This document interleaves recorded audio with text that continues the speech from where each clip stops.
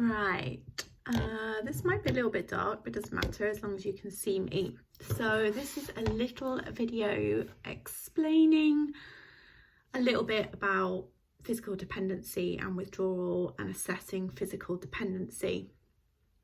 Obviously doing the alcohol assessment and brief intervention training is really important. This video on its own is not enough, and then even after that I highly recommend that if you want to work with clients that are drinking and you're assessing physical dependency and withdrawal, then you need a supervisor with the knowledge and experience to supervise you with that regularly, because it's through the assessing that you learn. You know, doing an alcohol assessment brief intervention training day is great. That's the start of the knowledge. But actually how you really build up the knowledge and experience is through working with clients and having good supervision. Okay, so I will try and attempt to explain without tying myself up in knots, because it is not clear cut. You will not be surprised to know that people do not fit into boxes, and alcohol withdrawal is no different. So as a general rule, guideline, not a rule, a guideline, when a woman is drinking 18 units a day or more, we want to be asking questions around physical dependency.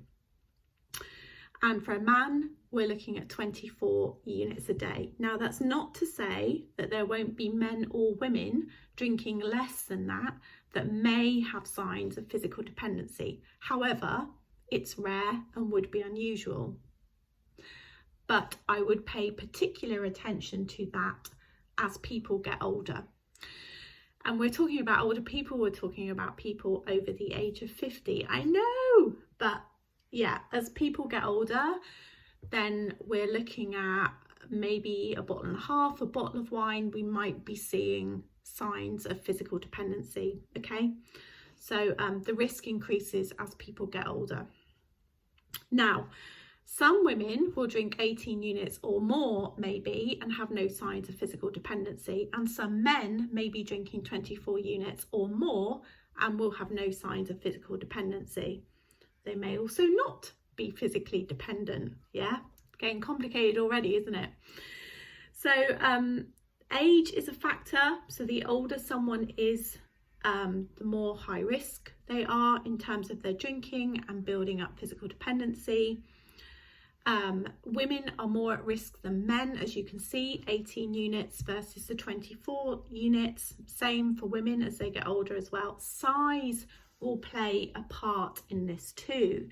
So if somebody is small height, small sort of petite body size, that will be a factor as well. Okay, so it's not unusual for me to ask somebody, so if I'm talking to a woman that's drinking 2 bottles of wine a day, she's been doing that for a while. Also, time frame isn't it's part of the picture. All of this is part of the picture, and that's why we do the training and supervision. But somebody could have been drinking daily for a few weeks and build up a dependency. Yeah, it's not. And they could have been doing that for 2 years and not have a physical dependency. Yeah, the time frame, it isn't a factor. It's just part of the story. Okay, we would also ask, are they having any symptoms of withdrawal? So sweating, shaking, anxiety, hallucinations, paranoia, night tremors, psychosis, fits. Okay, in the extreme. Now, it's also somebody might be drinking, a woman might be drinking 2 bottles of wine a day and she's got no symptoms of physical dependency, withdrawal, and she starts reducing or she stops drinking and then she has signs of withdrawal. Okay, so just because you're assessing somebody and they're drinking 2 bottles of wine a day, they're not sweating, they're not shaking, they've got no anxiety, no paranoia, no psychosis, you might think, oh, that's okay, but not always. I would always err on the side of caution and probably work with somebody to reduce, or I would advise that. It's up to them. But there are other factors that I would ask as well. Now, the other thing to watch out for is the binge. This is not restricted to daily drinking. So it is not unusual for somebody who binges maybe Thursday, Friday, Saturday, or a couple of days and drinks quite a lot over that period of time. And then, you know, as the nature is of the binge, they binge and then they stop drinking. And then they may have signs of withdrawal, sweating, shaking, anxiety, paranoia, night tremors, hallucinations, psychosis, and whole body shakes and fits. I think I forgot to say whole body shakes before. So it's not just about people drinking daily. So it's not unusual for people to miss that. You know, oh, you're a binge drinker and you're having alcohol 3 days. You can't be physically dependent.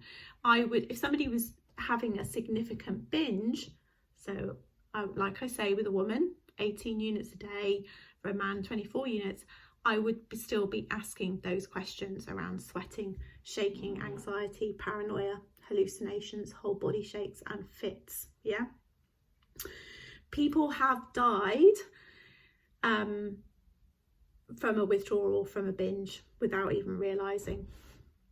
Now, I would also ask about medications, different medications they're on, maybe masking symptoms of withdrawal, different physical health symptoms. I would be asking them questions around their mental health.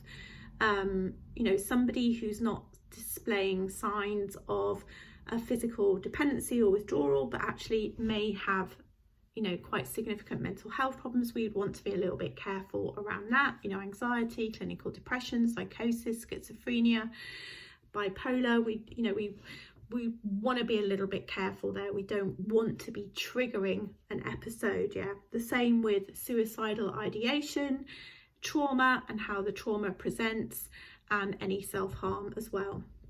Epilepsy is another concern. So if somebody has a history of fits or epilepsy, however they would describe it, this is somebody that you would need to refer to specialist services, back to their GP, for that to be managed very carefully.